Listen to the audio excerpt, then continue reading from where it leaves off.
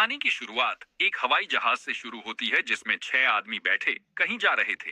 ये सभी लोग कहीं घूमने गए थे, मगर वहां उनके एक साथी की आंखों में इन्फेक्शन हो गई, जिस कारण सभी को वापस आना पड़ रहा था।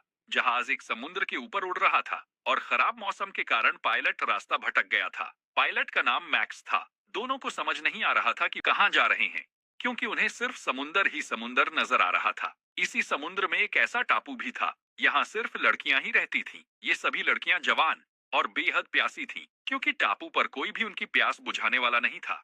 जहाज लगातार आगे बढ़ रहा था। लगातार चलने के कारण उसका फ्यूल भी थोड़ा सा ही बचा था।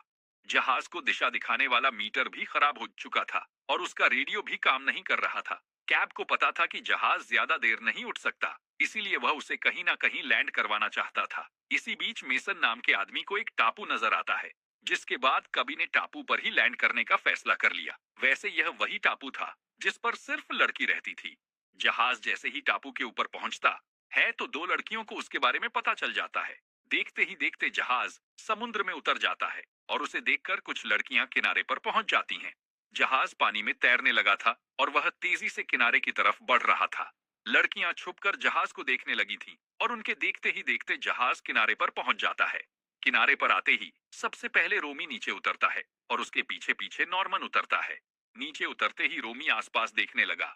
विल की आंखों पर पट्टी थी और वो भी नीचे उतर गया था। इन सभी को लग रहा था कि टापू पर जरूर कोई रहता होगा। रोमी अभी भी आसपास देख रहा था और वो एक पिग को देखते ही उसे गोली मार देता है। कुछ ही देर बाद रात हो गई और सभी लोग किनारे पर ही सोने का फैसला करते हैं। कैबिनेट करने जब एक तरफ जाता है तो उसे एक जगह पर एक इंसानी खोपड़ी नजर आती है। खोपड़ी देखकर वो इतनी जोर से चिल्लाता है कि उसके सभी साथी उसकी तरफ दौड़ते हैं।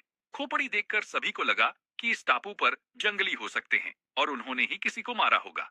अगली सुबह टापू पर कोई प्रार्थना कर रहा था। प्रार्थना लीजा नाम की लड़की कर रही थी, जो इस वक्त लड़कियों के बीच बैठी थी।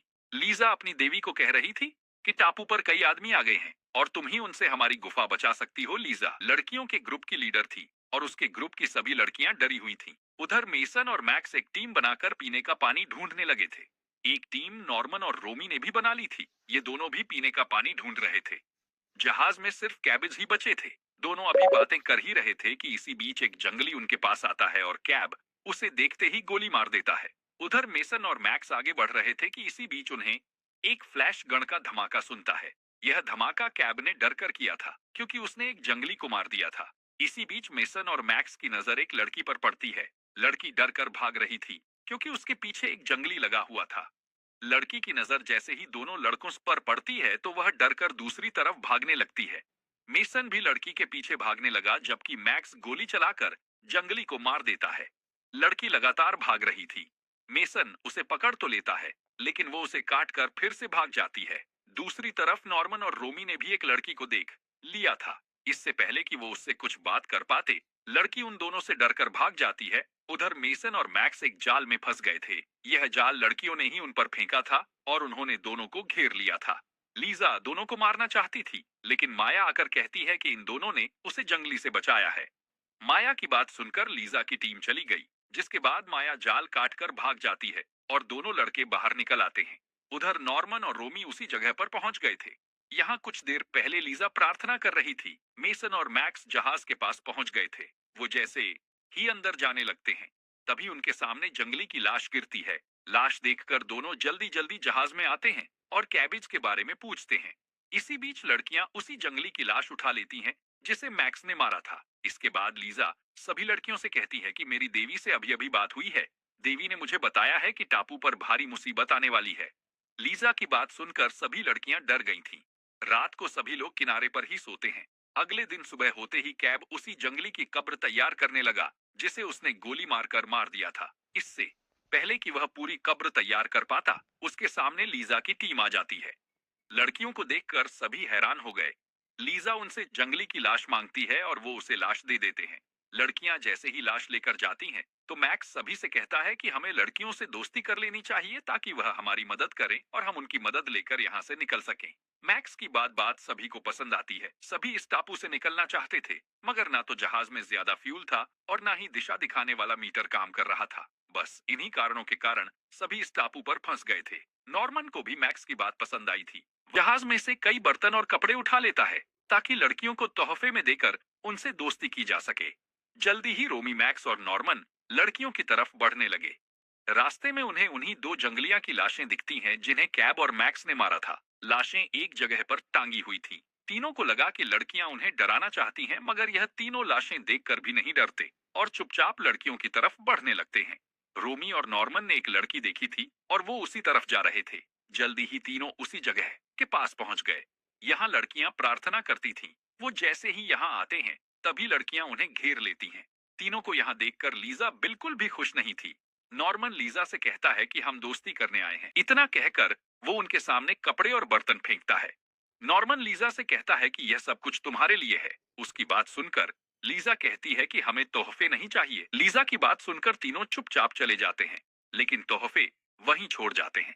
सभी लड़कियों को तोहफे बेहद पसंद आए थे, जबकि लीजा तोहफे देखकर जल गई थी। कुछ देर बाद माया नए कपड़े पहनकर मैक्स के पास पहुंच गई थी। वो लीजा को बिना बताए मैक्स के पास आई थी। मैक्स ने जंगली से उसकी जान बचाई थी, इसीलिए उसे मैक्स पसंद आ गया था। मैक्स उसे कॉफी पिलाने की कोशिश करता है। माया ने कभी भी कॉफी नहीं पी थी, इसीलिए उसे वो पसंद नहीं आती। कुछ देर बाद सभी लड़कियां प्रार्थना वाली जगह पर इकट्ठा हो गई थीं। इसी बीच माया सभी को बताने लगी कि मुझे मैक्स से प्यार हो गया है। उसकी बात खत्म होते ही सभी के सामने लीजा आती है। लीजा सभी से कहती है कि मेरी अभी अभी देवी से बात हुई है।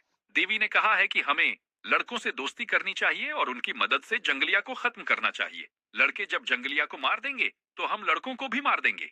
लीजा की बात सुनकर सभी लड़कियां हैरान हो गईं।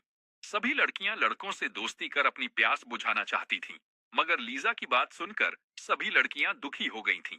कुछ देर बाद रोमी और मैक्स किनारे पर बैठे बातें कर रहे थे। इसी बीच दो लड़कियां उनके पास आती हैं और वह भी उनसे बातें करने लगती हैं। मिशन समुंदर में मछली पकड़ने की कोशिश कर रहा था। उसे देखकर एक लड़की उसके पास आ जाती है और रोमी भी लड़की के पीछे आ जाता है। मैक्स के पास सिर्फ माया थी। वह मौका देखकर माया को किस करता है। किस होते ही माया भी गर्म हो जाती है और वह मैक्स का पानी निकालने लग जाती है। इसी बीच कभी किनारे पर टहलने लगा था। कुछ लड़कियों ने नॉर्मन से भी दोस्ती कर ली थी और एक लड़की पेड़ पर चढ़कर उसके लिए नारियल तोड़ने लगी। इसी बीच लड़की की नजर कुछ जंगलिया पर पड़ती है जो किश्ती में बैठकर उनकी तरफ आ रहे थे। लड़की चिल्लाकर सभी को एक जगह इकट्ठा करती है और फिर सभी कहीं छुप जाते हैं। किनारे पर तारा कबीले के जंगली आए थे और वह अपने साथियों की लाशें देखकर गुस्सा कर गए थे। उधर टहलने के बाद कबियाता आराम करने लगा था। इसी बीच एक जंगली उसके पास आता है और वो केबिन का गला काट देता है। कुछ देर बाद जब जंगली अपने साथियों की लाशें लेकर चले जाते हैं तो सभी लोग बाहर निकल आते हैं। जंगलिया ने कबी को मार दिया था, जिस कारण सभी लोग बेहद दुखी थे। थोड़ी देर बाद माया और मैक्स टहल रहे थे। इसी बीच मैक्स को एक पुराना सा जहाज नजर आता है और वह उसके अंदर आकर छानबीन करने लगता है। उधर लीजा के कहने पर लड़कियों ने सभी लड़कों को घेर लिया था। दूसरी तरफ माया और मैक्स को जहाज में एक लाश मिलती है। लाश देखते ही माया मैक्स से कहती है कि यह तो हमारी देवी है।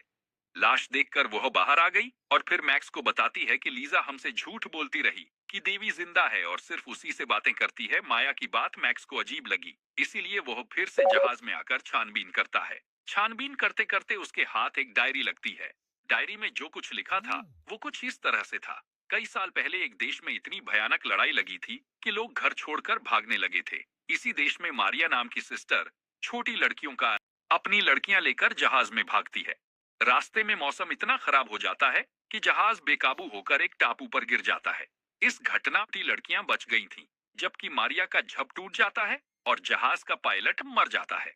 छोटी लीजा ही मारिया का ख्याल रखती थी। लीजा भले ही 10 साल की थी, लेकिन फिर भी वो छोटी छोटी लड़कियों का पूरा ख्याल रखती थी।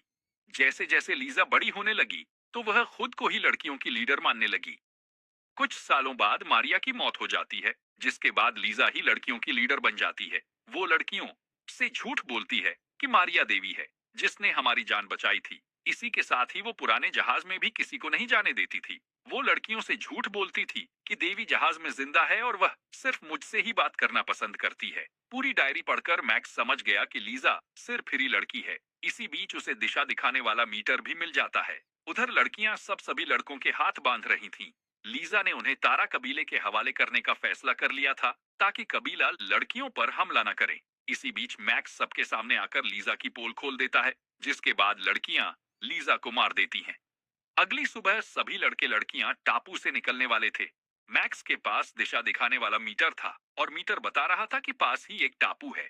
जैसे ही ये लोग जाने लगे तभी तारा कबीले के लोग भी आ जाते हैं। वो साले सभी को रोकने की पूरी कोशिश करते हैं, लेकिन मैक्स और उसकी टीम भाग जाती है। कहानी के आखिर में मैक्स का जहाज हवा में था और वह पास वाले टापू पर पहुंचने वाला था। इसी के साथ इस कहानी का यही अंत हो जाता है।